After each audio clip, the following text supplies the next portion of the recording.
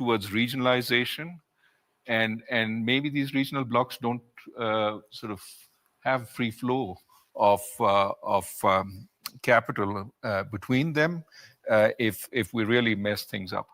And we shouldn't rule that out as a possibility, at least 2, maybe 3 regions. So in a multipolar world, what does it mean to be the dominant reserve currency? Less clear.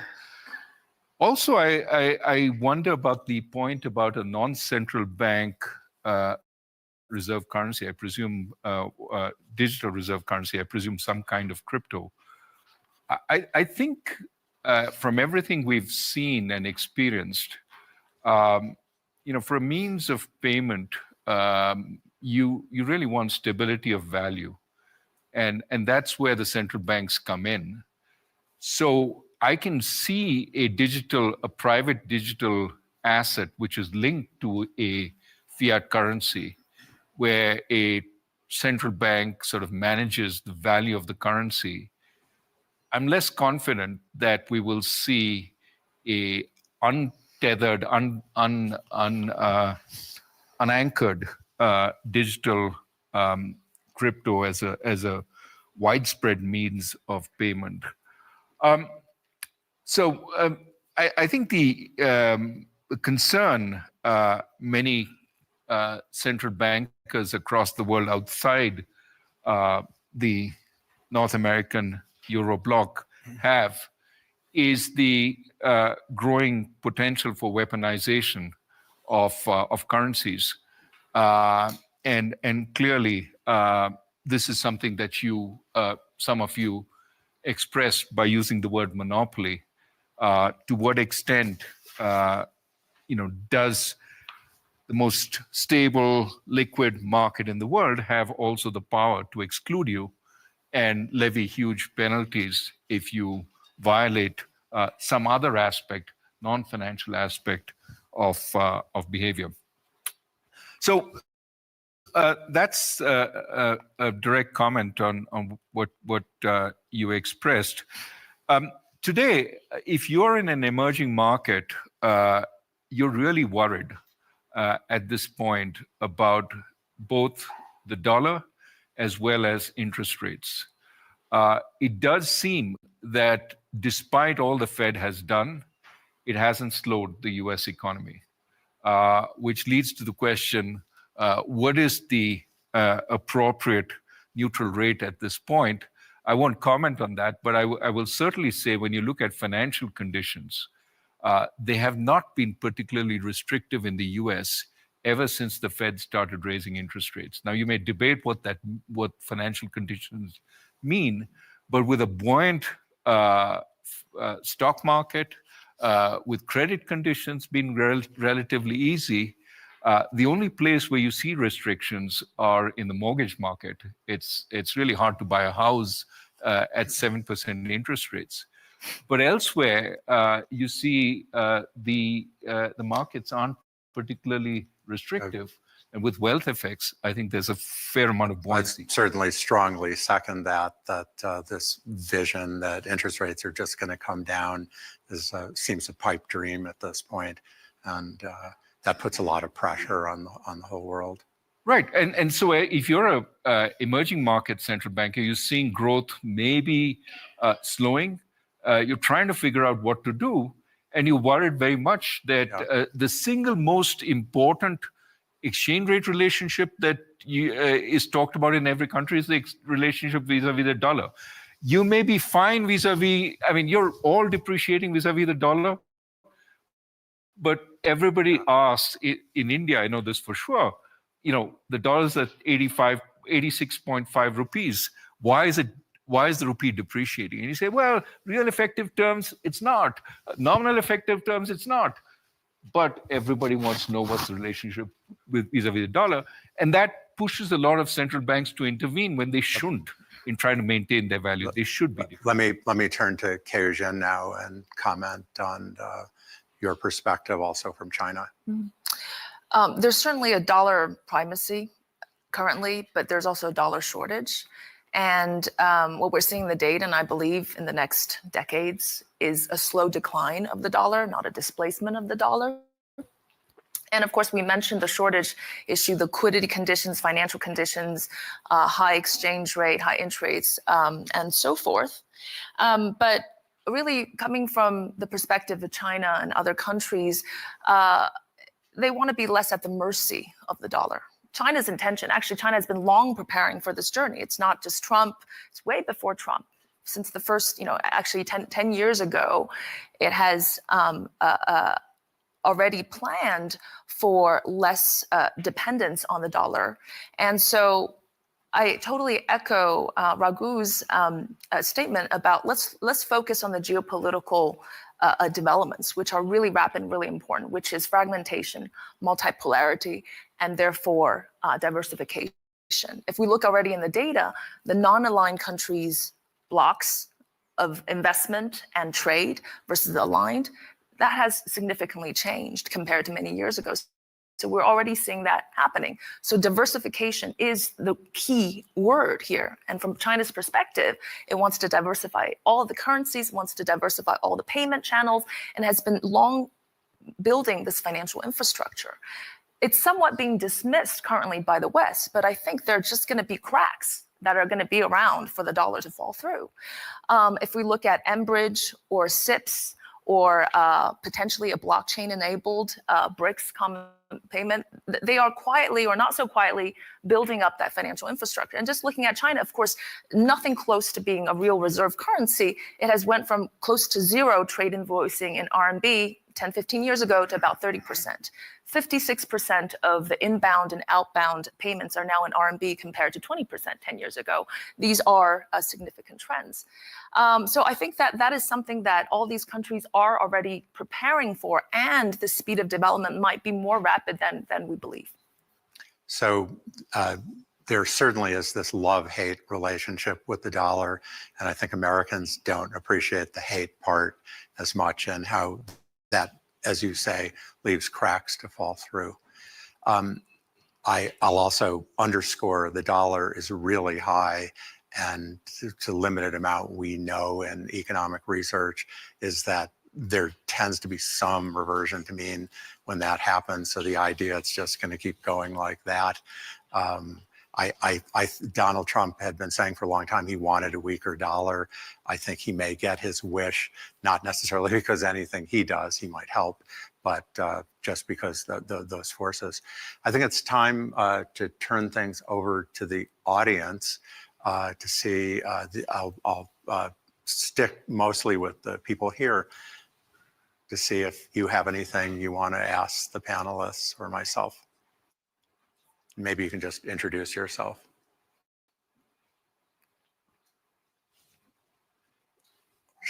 Oh, sorry.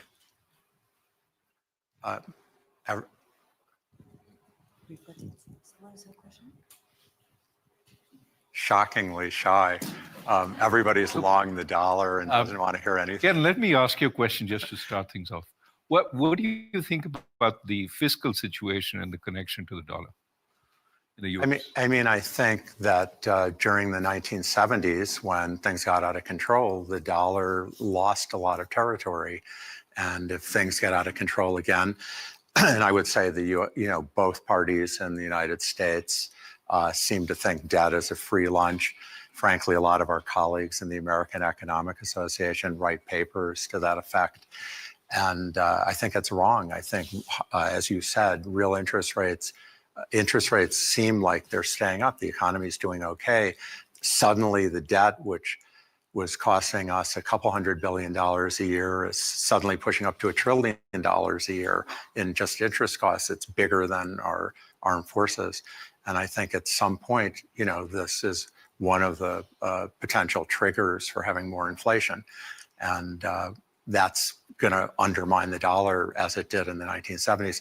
We seem to have gotten a free pass from this last burst of inflation. But I think, fool me once, shame on you. I think the rest of the world's going to adjust a lot when that happens again. Kay, you have any thoughts? Well, I've been just thinking about going forward. There was a period where the pound and the dollar were simultaneously coexisting and then were competing with each other, and that was a period of relative instability because the investors' perceptions on the relative risk and return, and so it was switching back and forth. And we've seen in the data also the sharp rise in non-major currencies as a form of reserve, not just the yuan, but the yen and the Swiss francs. Yeah, exactly, 2%, 11%. And as we go forward with the rise of technology, where CBDC, central bank, will contribute, whether there might be a period of instability, maybe down the road, as these currencies start to compete, along with the fragmentation, multipolarity of the economic situation as well. Well, I think there's potential for a lot of instability coming from these debt problems and such across different countries. Let me try again with the audience, having given you a second to build up if I see a question here.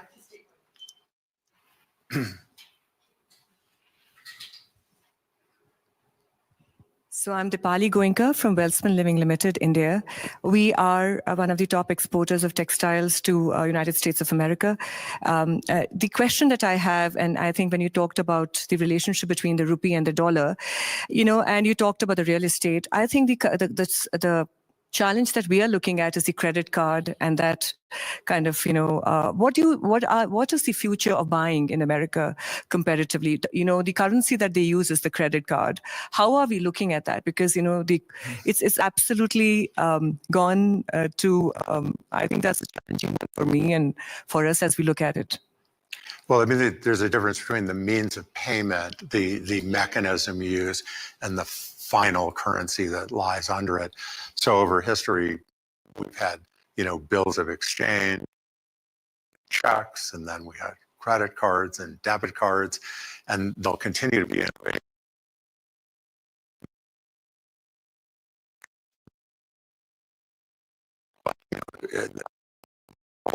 Walk up and down the street here and see many people with their ideas about what comes next. I don't know. But the only thing is, now you're talking about crypto, but is it going to be the way of payment as you go forward, and how fast that's going to come in? Because, in America, that's what Trump is going to be talking about as we go forward. So, you're talking credit cards and the payment, the way of mode of payment being crypto. I mean, how does that go forward? I mean, to some extent, I think crypto, where it is a means of payment, is typically in countries where you don't trust the currency. Yeah. In some African countries, for example, but it's also in the crypto sphere itself. Mm-hmm. And so a lot of use of stable coins within the crypto sphere. The emergence from there to day-to-day payments is still not clear. I think, if you contrast India with the US, one of the big expansions in payment in India is direct bank-to-bank payments, UPI. Yeah. 12 billion transactions last month, not via card, but just direct payments. The Fed just started in 2024, Fed Now, which is an attempt to get that. That hasn't caught on yet, but that would be a substitute to credit cards if that happens. Mm-hmm. But it hasn't caught on as yet, unlike UPI. Thank you. Had another question here. Thank you. Markus Diem from Handelszeitung in Switzerland. Just a question. President Trump threatened countries when they try to diversify from the dollar. I want to know from you what you think. First, how serious this threat is, and second, what is the impact on the markets? Thank you. I mean, I would guess it's not good for the dollar. You want to persuade people to use your currency because it fulfills some of the things that were in the word cloud before, providing stability, a means of payment. And if you're being threatened, I think that only reinforces the incentive to try to diversify into doing other things. If a country is threatening you because you're doing something as innocent as invoicing in another currency, what else are they going to threaten you over? At least, that would, I'm sure China, India, and everyone else feels that way, not to mention Europe. I'm sort of surprised. Hi, good morning. My name is Deepak Jain. I'm the CEO of Jubilant Ingravia from India. I had one question related to the direction, what we're talking about, the US dollar. I'm not an economist, but based on what I read and see, I see two possible scenarios. One is what everyone was anticipating, that with things normalizing, Fed gradually decreasing the rates and hence growth accelerating. Now, of course, there are some breaks to it, as we can all see. The second scenario is what Trump has been talking about. I read somewhere that if all the tariff increases happen of imports in the US, that can increase the inflation by 1.5–2 percentage points. In that scenario, Fed will have to rethink about what they do to the interest rates, and that can have a meaningful impact in the direction where dollar goes. So between the two scenarios, we'd love to get the views from the panelists, what they think is a more realistic one, or the truth will lie somewhere in between, if there are any insights. Well, I'll start and then turn it over. First of all, the tariffs themselves have an effect on the exchange rate that's probably already baked in to some extent. But what isn't baked in is what other countries do in retaliation. So if the other countries raise tariffs the same way the US raised tariffs, it actually does nothing to the exchange rate. And I don't think countries are going to, bow to those threats necessarily. It's not necessarily in your interest to raise tariffs. Turn to see if Raghu or Kay wants to say something more. Kay, you want to go? No, go ahead. So on the, economists like to distinguish between one-off increases in prices and steady increases in prices. The one-off, central banks can look through. So if there's an increase in tariffs, they could look through. The only problem, however, is that price increases have been a big factor politically, right? And as a result, one of the concerns central bankers have is this starting to get baked into the psyche and changing inflationary expectations. Inflationary expectations are the golden sort of target of central bankers. And if there's a sense that tariff increases are steadily coming and increasing prices and of salient stuff that people buy, then the worry increases. As of now, I would say the Fed is waiting. I think the bigger concern for the Fed is all the medicine it's thrown against the inflation problem. And you're seeing inflation sort of stabilize at a higher level. Yeah, the monthly ups and downs. But the labor market is rock solid. And so growth is also fairly strong, above what one might think is US potential. So I think the Fed is going to be asking questions, is our medicine working? And so to that extent, I think there is a real question about whether all those cuts that the market was thinking of course, the market has reevaluated, but whether they're coming. I could just make a historical note. When Trump raised tariffs on a much narrower scale in 2018, the Fed had just, if I'm remembering my history right, the Fed had just started raising interest rates, and they actually did an about face because of the chaos that it caused, and they were worried about a recession. So to think that, imposing these tariffs, is just going to be done clinically and without destabilizing the economy, it might be true, but there's a risk that the Fed might consider in the other direction of giving an incentive to cut as opposed to raise.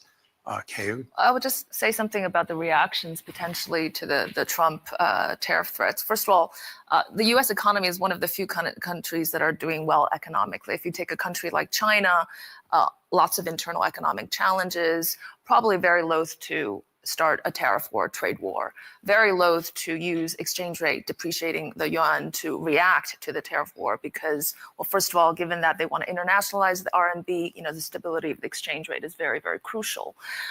So in that sense, I think these tariff reactions we're about to see, at least coming from the Chinese side, will be somewhat muted. And actually, China is one of the few places that are having a deflationary trend compared to the rest of the world.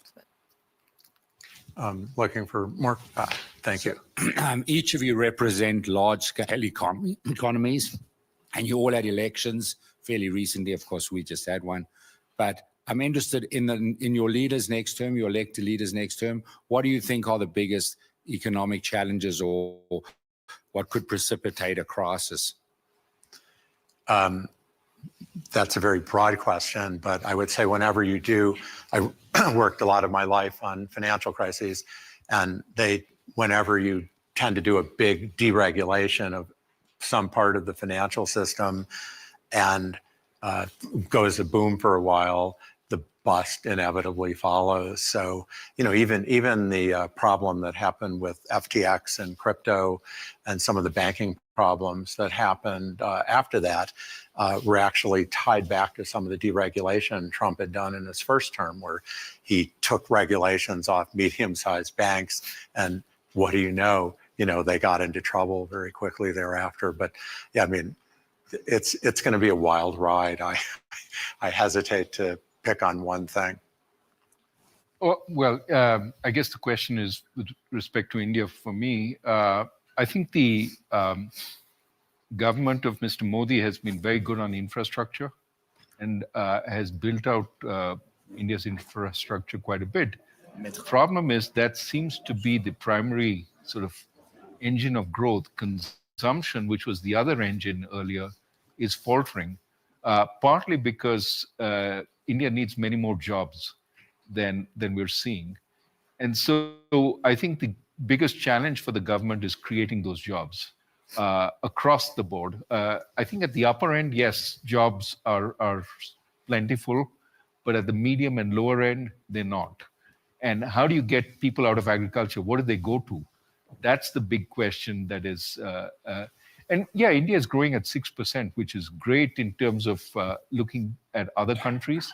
But comparing to a country of India's per capita income, at its sort of stage of growth, India needs to grow faster to provide the jobs for the many people it has. So yeah, that's a challenge.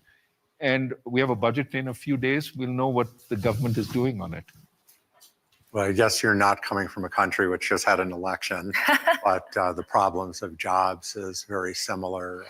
I just want to state that China's economic challenge is primarily internally driven, not the external factors. Actually, Chinese exports have actually been pretty resilient and increasing over time, even higher than pre-trade war.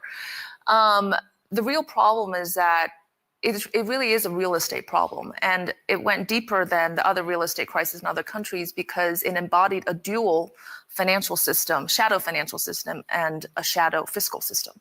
So the collapse of that really brought down two key pillars of the economy that went way beyond the typical property crisis. Currently, the people are always are wondering about China. Why have they not unpacked a stronger, more committed, stimulus package? First of all, it's important to note that the government now realizes the economic situation is really bad with unemployment and so forth.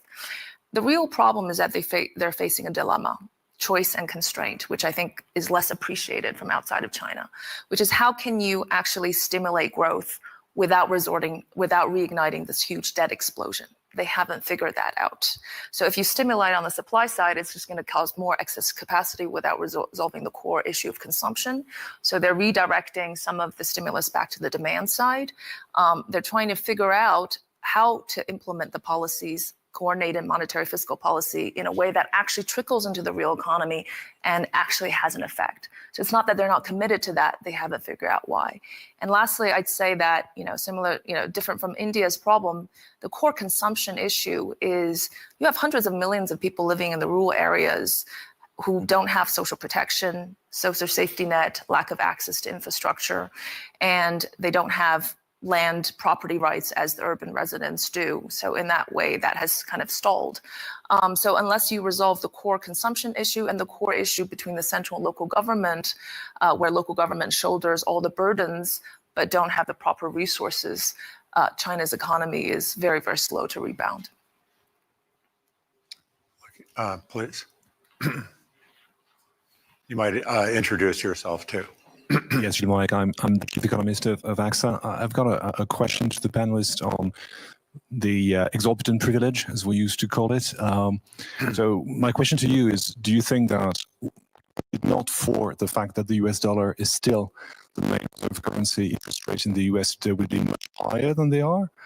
Or is it that quite simply the reason why the dollar is quite well at the moment. It's not so much because there is this intrinsic demand, but simply because they're paying higher rates than almost everyone else in the developed world right now. You want to try that first? Sure. Look, let me ask you the question, where does this exorbitant privilege come from, right? I mean, I think what you're seeing is an enormous flow of capital into the US, certainly into the markets. 65% of global capital market value is from the US for an economy which is about 25% of GDP. But also, if you ask the question, where would you put your money into safe assets? Almost surely the answer is the US. Despite the 6.5% fiscal deficit and the, red ink is not a problem from both parties.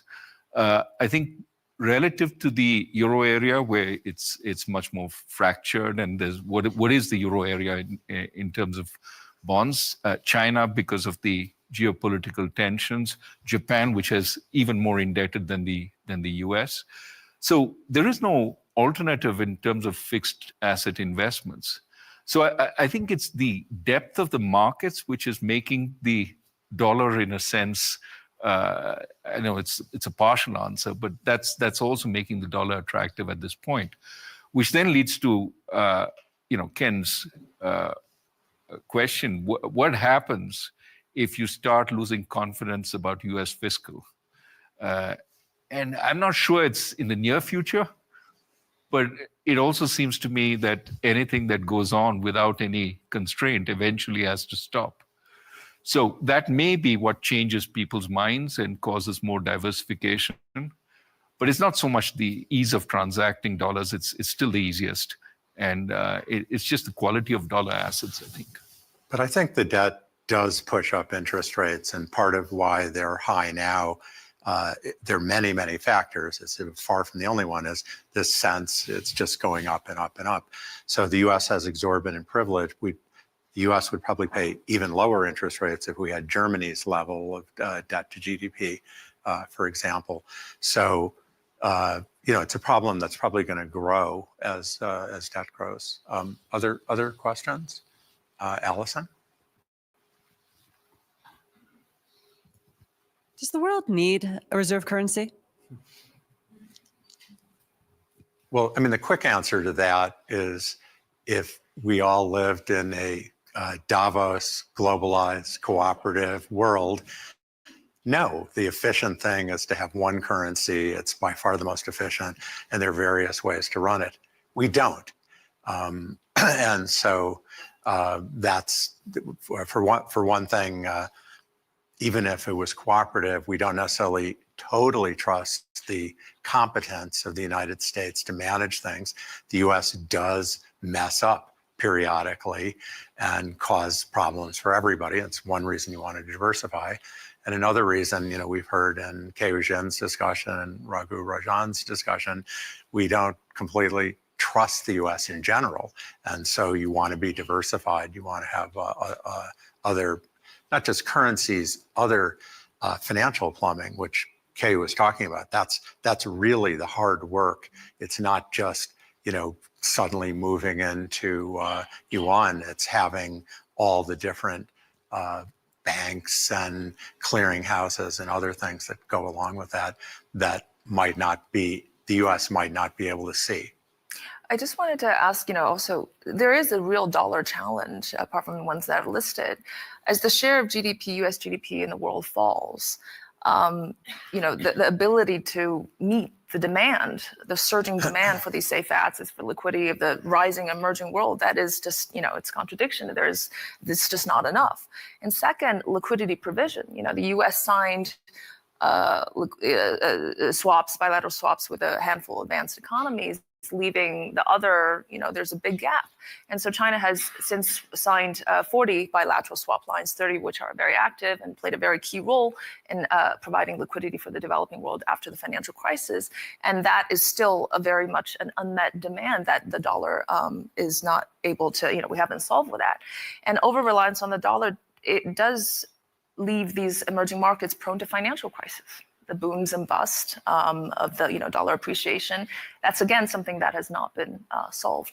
So when it comes to the ease of transaction payments, well, certainly the digital payment system is going to be much faster and more transparent and low cost, and so that is really going forward. So I think there's still some big questions that especially given the situation, the global economy, lots of developing countries are in huge trouble, have not recovered post-pandemic.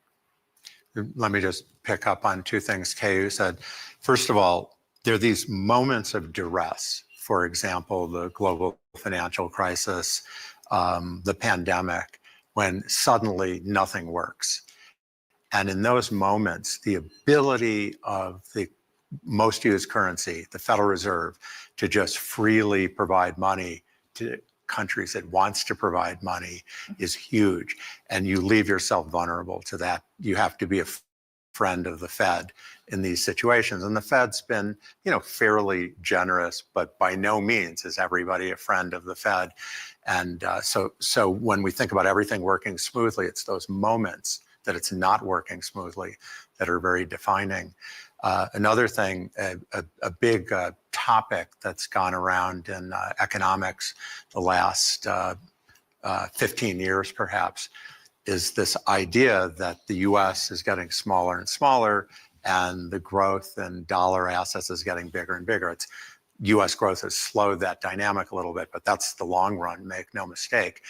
And that really undid the last regime. We call it in economics the Bretton Woods regime, where, believe it or not, you used to be able to get gold for your dollar if you were a country, but the US had this much gold and the supply of dollars was going like that. And someday, somebody in the rest of the world will say, wait a second, I want to get my money out before anybody else does. And that's really a factor that drove the collapse. And in principle, there could be a similar problem with the United States. We don't run out of printing dollars, but there could come a point where the US had to have a spectacular inflation if the rest of the world withdrew. So whether that's a long run existential problem or something that could happen nearer term is an open question. Please.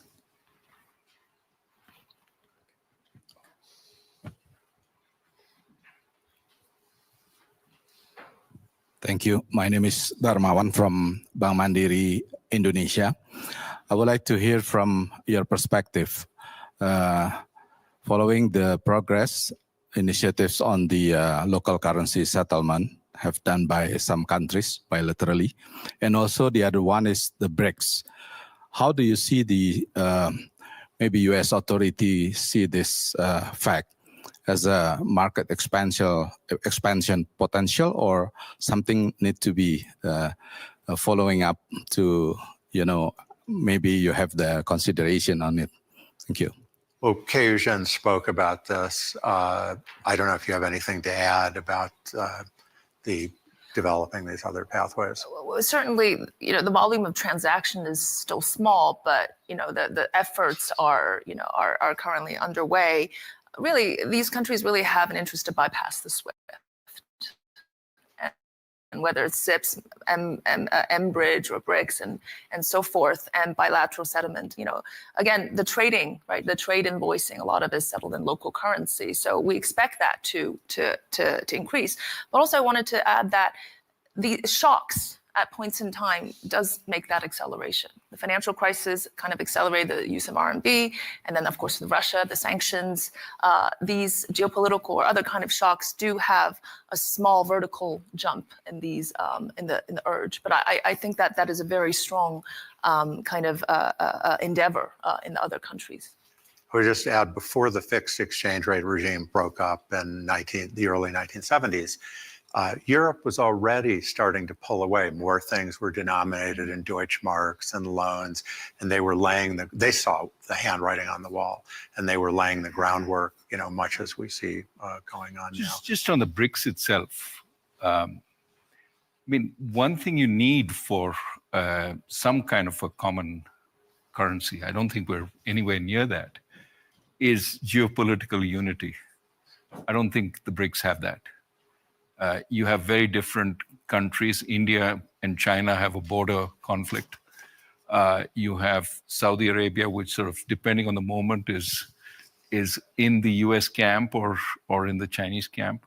So I don't think there's the political cohesion within the BRICS to do more than experimentation on the, I don't, in other words, the fear that they go into a common currency, perish the thought, that's not going to happen. But what can happen is, like the BIS has some experiments on cross-border transactions, including using digital current central bank digital currencies. Those kinds of things can happen. More invoicing across borders, but I think President Trump is reacting too early to something that's not going to happen. So I need to try to start wrapping up here. The WEF runs a fairly tight timeline. So I think, one thing we've seen, particularly having leading voices from India and China, is there's a lot of appetite for something else. I used to be a professional chess player in my youth, and there were no Asian grandmasters. They were all in Europe or the United States, a couple in Latin America. Now there was a Chinese world champion a couple of years ago. India just won. There's a lot of ingenuity there, and if they want to do something, they're going to do it. And so I think it's very interesting, what's going on, and sort of the bravado Americans have that no way will bully them, if they try to do something else, may turn out to be quite a bit of hubris. I might also add that I think, the value of the dollar is very, very high. Everyone's sort of saying the United States is great. There's sort of a saying I hear sometimes here that whoever it is that's being put up on a pedestal by the world, as you've often seen in Davos, they're the ones that are first in line, perhaps to have a crash, coming. So I wonder if, we're going to turn to having something about what to do about the very weak dollar and the sudden collapse of the U.S. economy a couple of years from now. That remains to be seen. Anything final to add? You're just jinxing your own forecast, right? No, my forecast was for the dollar to come down. Anyway, thank you very much to everyone. Thank you to those that were watching online. And, good rest of the day and forum.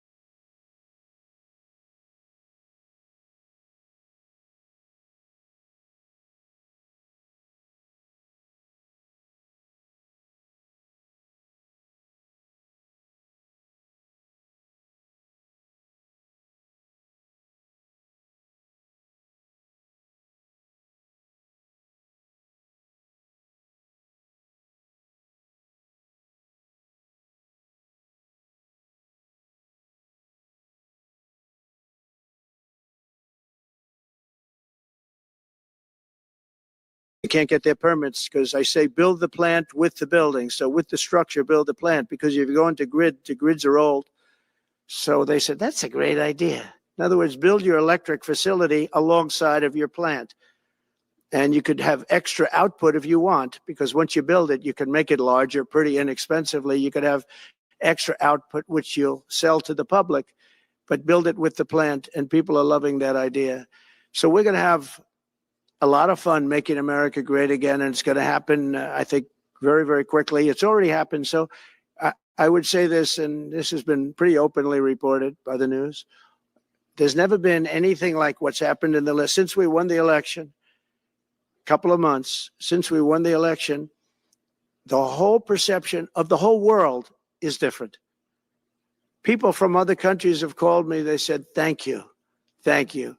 The perception of the whole world is different. We're going to have to settle some big problems that are going on right now. We're going to have to settle up with Russia, Ukraine. That's a disaster. I look at numbers every week, the number of people being killed in that war. People don't know, mostly soldiers now. But the towns have been obliterated. This was a Biden fiasco that that should have never happened. If we had a real president, if we had a president that knew what he was doing, Russia would have never, ever gone in. But they did go in, and we have a mess. The cities are all blown up. The people have largely. पापा ने कहा engineer बनो, बन गया. Husband बनो, वो भी बन गया. पर मूर्ख बनो तो कहा ही नहीं. देखिए, नकली पेमेंट का एसएमएस, कहते हैं पापा का उधार लौटा रहे हैं, फिर बोलेंगे गलती से ज्यादा पैसे भेज दिए, बेटे बाकी के पैसे वापस कर दो. आज्ञाकारी बेटा हूं, मूर्ख नहीं हूं. याद रहे, यूपीआई सेफ है, मगर कोई ऐसे बेवकूफ बनाए तो कहो मैं मूर्ख नहीं हूं.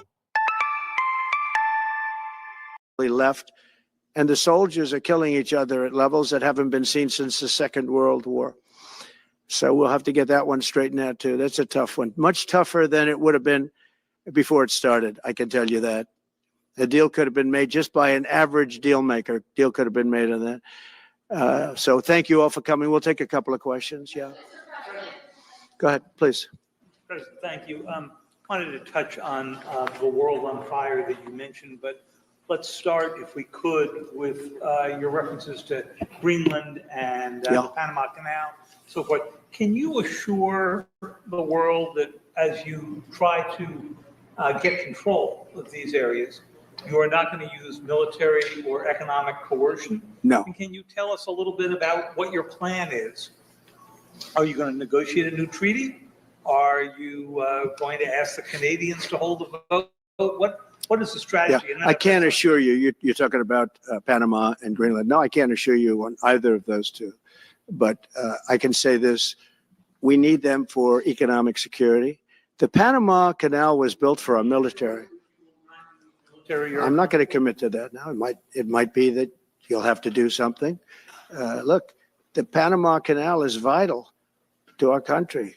It's being operated by China. China. And we gave the Panama Canal to Panama. We didn't give it to China.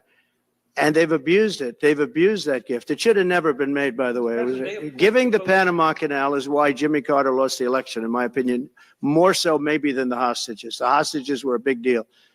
But if you remember, and nobody wants to talk about the Panama Canal now because, you know, it's inappropriate, I guess, but because it's a bad part of the Carter legacy. But he was a good man. Look, he was a good man. I knew him a little bit, and he was a very fine person, but that was a big mistake. Giving the Panama Canal to Panama was a very big mistake. We lost 38,000 people. It cost us the equivalent of $1 trillion, maybe more than that. Probably the most expensive, they say it was the most expensive structure, if we call it a structure, which I guess you can, ever built. And giving that away was a horrible thing. And I believe that's why Jimmy Carter lost the election, even more so than the hostages. Those two things.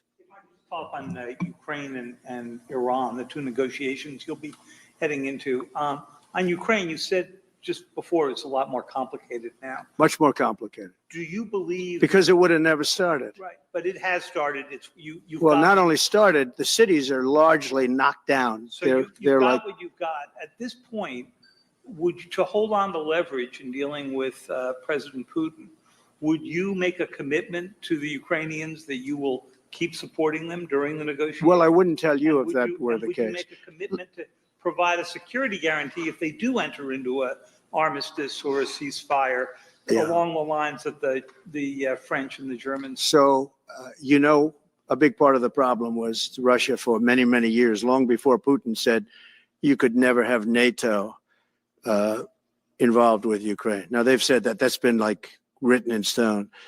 And somewhere along the line, Biden said, no, they should be able to join NATO. Well, then Russia has somebody right on their doorstep, and I could understand their feeling about that. But there were a lot of mistakes made in that negotiation. And when I heard the way that Biden was negotiating, I said, you're going to end up in a war.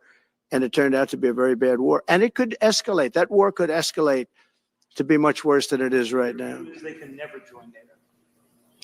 Well, my view is that it was always understood. In fact, I believe that they had a deal and then Biden broke it. They had a deal, which would have been a satisfactory deal to Ukraine and everybody else, but that Biden said, no, you have to be able to join NATO. And that's always been, and nobody knows more about NATO than I. Years ago when I first started this, I didn't know too much about NATO, but I got it right anyway. I said, they're taking advantage. I'm the one that got, and the Secretary General was here, as you know, 2 weeks ago, saying that if it weren't for me, NATO wouldn't even exist right now, because I raised from countries that weren't paying their bills. At that time, 28 countries, 20 of them were not paying their bills, 21 to be exact. They weren't paying, or they were paying a very small portion. And I raised over $680 billion. That was the number he gave, by saying, if you don't pay, we're not going to protect you. And as soon as I said that, the money came pouring in. But Obama could have said it. Other people could have said it. Bush could have said it. Nobody said it but me. I took a lot of heat. They said, oh, that's a threatening statement. Well, they weren't paying their bills. I said, we're not going to protect you if you're not paying the bills. So in a true sense, I saved NATO, but NATO's taken advantage of us. And one of the problems that I have, and I've said it openly, I said it to President Zelensky, Europe is in for a tiny fraction of the money that we're in. Now, whether you like that situation or not, Europe is much more affected than the United States. We have a thing called the ocean in between us, right? Why are we in for billions and billions of dollars more money than Europe? And they're a similar size, a little smaller, but they're a similar size economy as the United States when you add them up. And yet Europe is in for a small fraction of the number the United States is in. Now, Biden could have called them up during the term. That's what I did. I said, you have to pay your bills. And they all, one stood up. I won't say who, you'll probably have it, because the papers, the media hated to report on it. But a prime minister stood up from a country,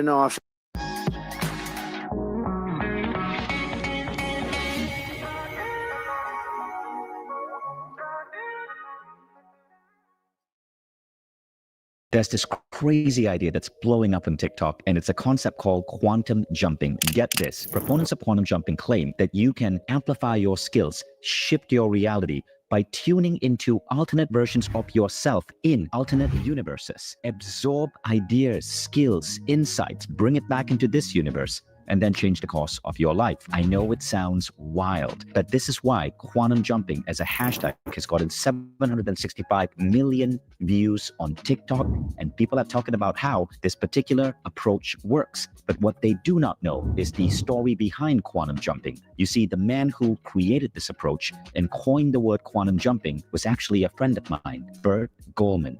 He passed away a few years ago, but Bert Goldman, often called the American monk, was one of the most brilliant minds in the field of personal development. And in 2008, he introduced this idea of quantum jumping to the world.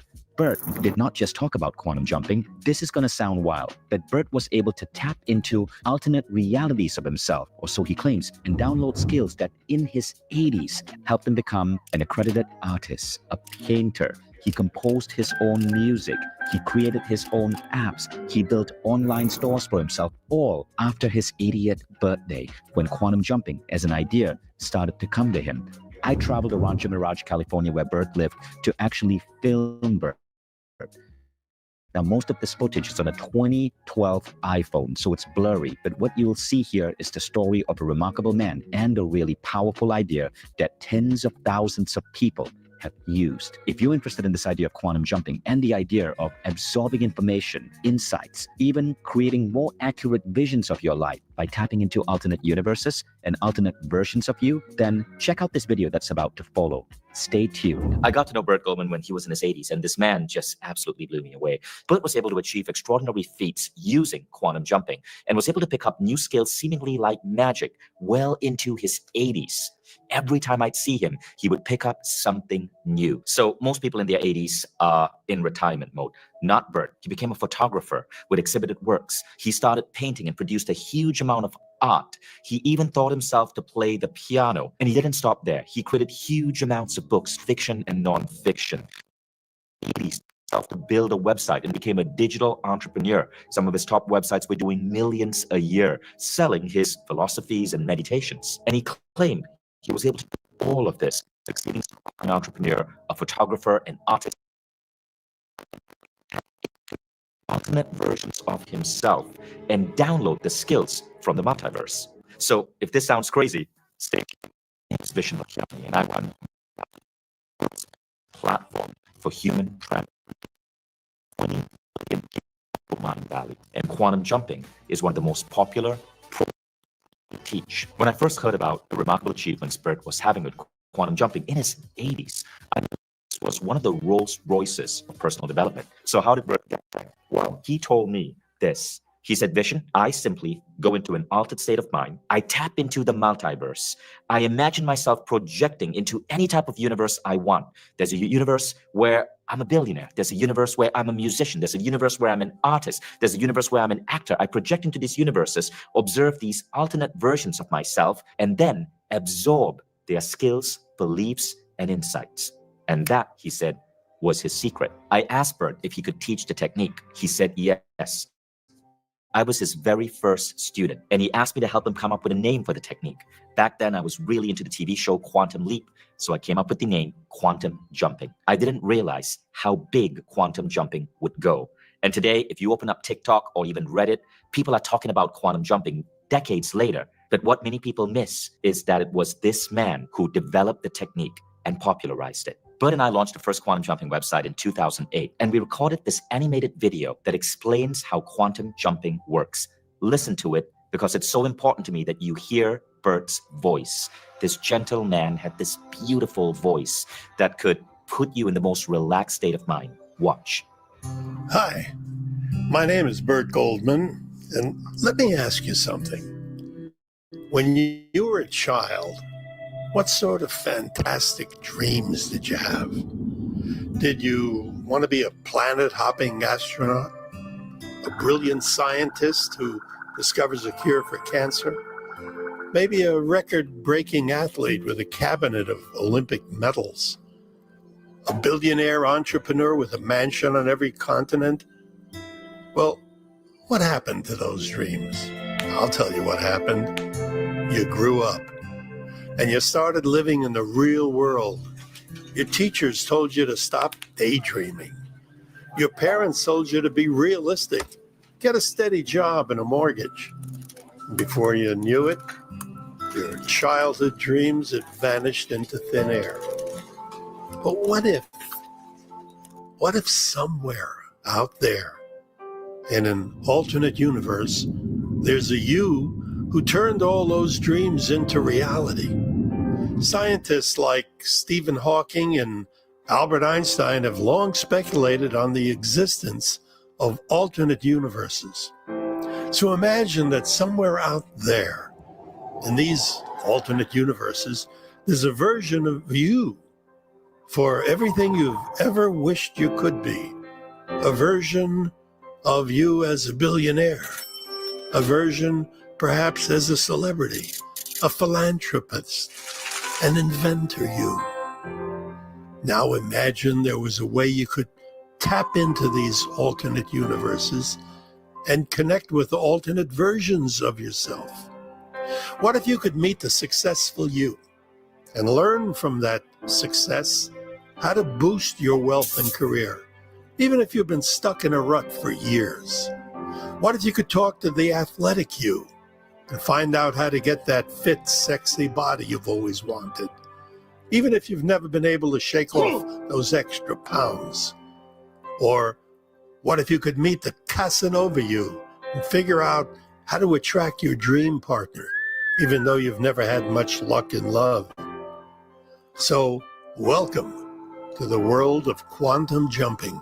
Let me show you some wild evidence. In 2010, I decided to rent a car and drive for 2.5 hours from San Diego out into the deserts to visit Bert Goldman. When I came to Bert's home and I stepped into his house, the first thing that blew me away was his photography. These pictures are gorgeous. They almost have a 3D look. And then he showed me his paintings. I love his paintings. Many of these art pieces today are being sold for $10,000 to $20,000 or more. In fact, many collectors who own his art at this point refuse to sell it because they know how valuable his art is going to be. But Bert didn't stop there. Check out his musical ability. You know something? I don't really know how to play the piano. But then again, when you've heard me play, you say, well, he must know something. You know, I really don't. I know about the keys. So I don't read music. I don't know one chord.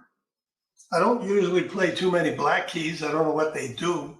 I can learn, I know, but I don't want to because I wanted to prove that you can go to your doppelganger, your twin self, and be successful. And I bring back the rhythm of a pianist.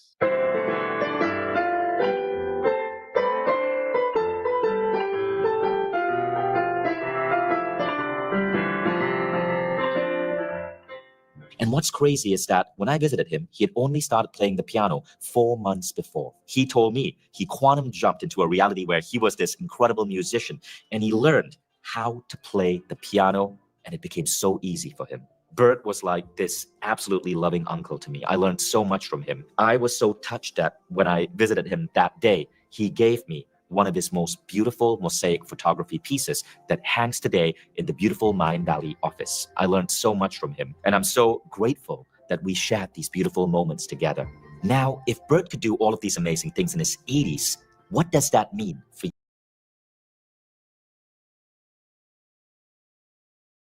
Press, know anybody in the room. He stood up. He says, does that mean if we don't pay our bill, and at that point it was 2%, it should be 5%. It should be 5%, not 2%. But at that point it was 2%, but many people didn't pay. Some people didn't pay anything. But many people were including Germany. Germany was